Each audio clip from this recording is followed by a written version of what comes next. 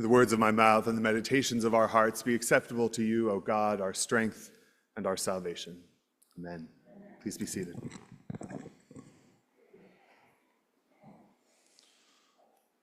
Today's reading from Genesis really shouldn't probably begin with the words, "The Lord appeared to Abraham," because in truth, at the beginning of this encounter, Abraham knew nothing about the identities of the three travelers who had appeared outside his tent.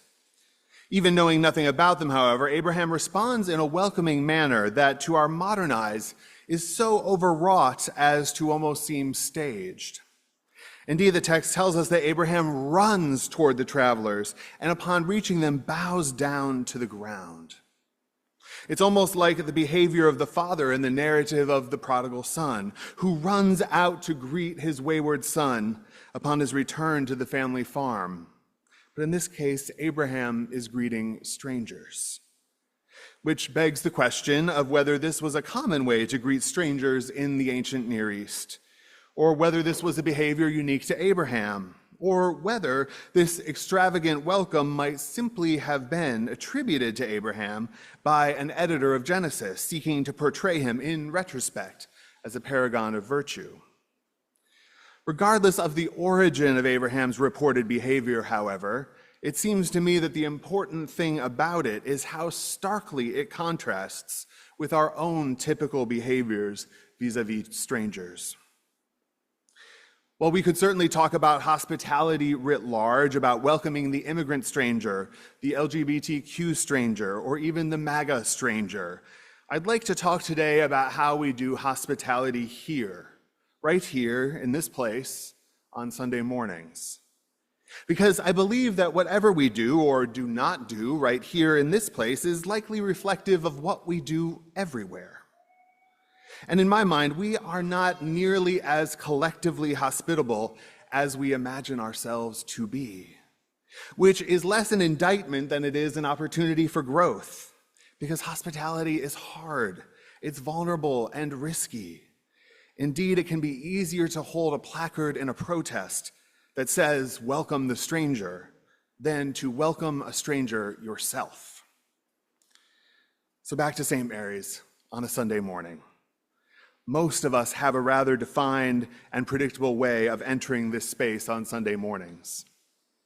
There are those who grab a bulletin and make a beeline to their usual seat, and then stick their nose into the bulletin as if it were filled with tabloid-worthy news. So engrossed do they become in their bulletin that they can completely filter out whatever else is going on around them. Then there are those whose first priority is meeting and greeting. They make a beeline over to their friends, or maybe to someone with whom they need to conduct church business.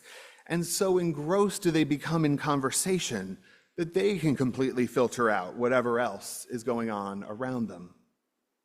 There are other types too, of course, those who somehow miraculously manage close-eyed prayer in the midst of the cacophony that precedes worship, those who are fully engaged in the chaos of child wrangling, those who chat politely with neighbors in their pew, and those who simply look around, curious about what is going on in this place. I would venture that many newcomers fall into that last category. Often they end up sitting down without a bulletin because we don't always have a greeter at the door. On my best days, I spot their empty-handed confusion and get them a bulletin as quickly as I can. But it's hardly the fulsome welcome that Abraham offered to his guests. Abraham acts as if it would be his privilege to provide food, drink, and respite for his guests. "If I find favor with you," Abraham says to the travelers, "do not pass your servant by." They apparently agree to stay for a spell, and then ensues a flurry of activity as bread, meat, and milk are prepared for them.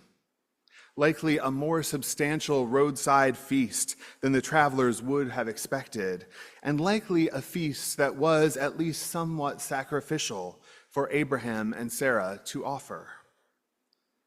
And yet it is in the very act of attending to these strangers that Abraham and Sarah received an astounding message, a message that could really only come from God. The passage concludes with one of the travelers saying, I will surely return to you in due season, and your wife Sarah shall have a son. What astounding news from an unassuming, road-weary travelers. How unexpected that God would appear in this guise. And yet, as we see in the evolution of the biblical narrative, it is precisely in God's nature to make these sorts of unexpected appearances.